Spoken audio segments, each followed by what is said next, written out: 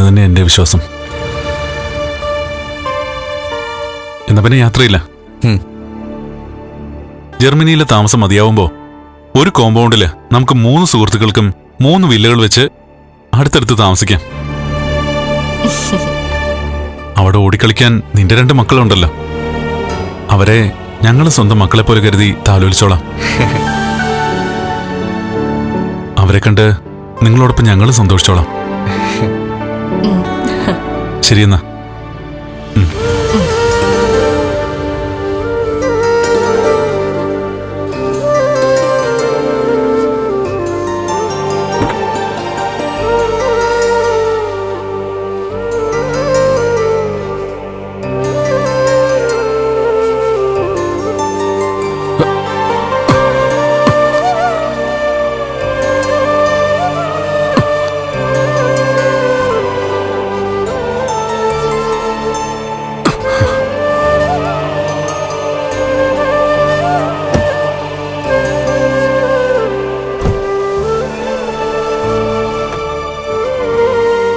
ഓരോ യാത്ര പറച്ചിലും വേദനയാ.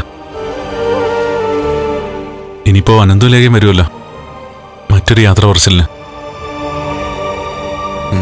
ശരി, ഓക്കേടാ.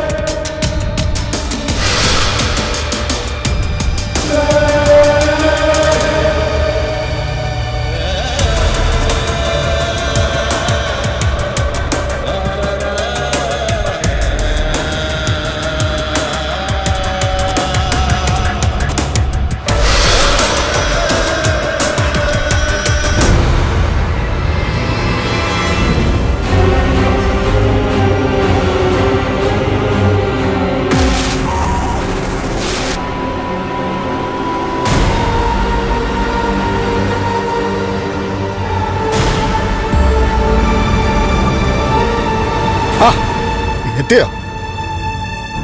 നീ ചെറുപ്പത്തിലെ നിന്റെ പെമ്മക്കളെക്കാളും സുന്ദരിയായിരുന്നു. ഇപ്പൊ പിന്നെ നിന്റെ കൊള്ളരുതാത്ത സ്വഭാവം കാരണ നീ ഒന്ന് മങ്ങിപ്പോയെ. എങ്കിലും ആ സൗന്ദര്യം കണ്ടിട്ടാ 1-ാം കെട്ടുകാരനായ ഞാൻ നിന്റെ 2-ാം കെട്ടുകാരനായത്. ഇതൊക്കെ എന്തിനാ ഇപ്പൊ പറയുന്നത്?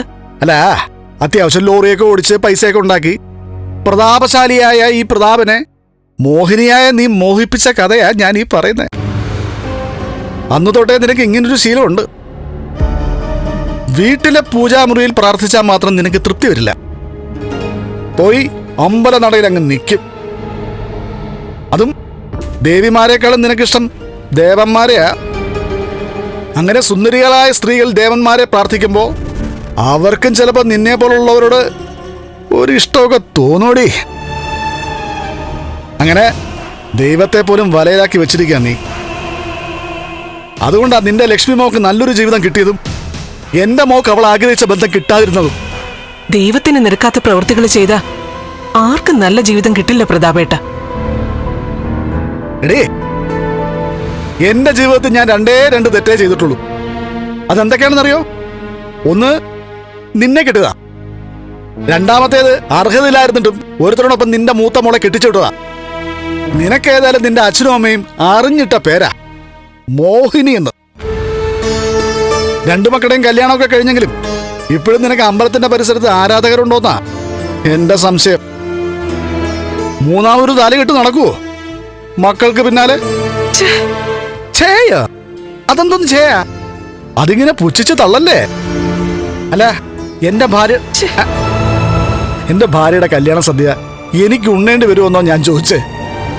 നിങ്ങളെ പോലുള്ള ഒരാളുടെ നാവിനെ ഇതുപോലുള്ള സംസാരം പുറത്തു വരൂ.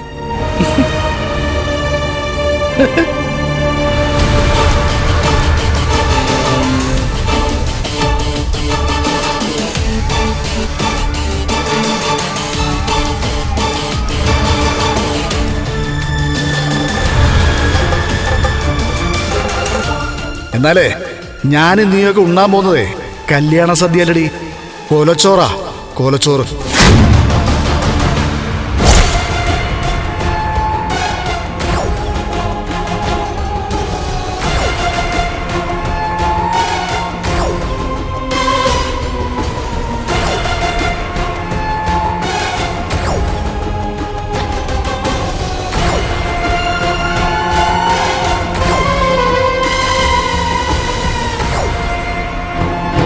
എന്താ മോളെ ഇത്?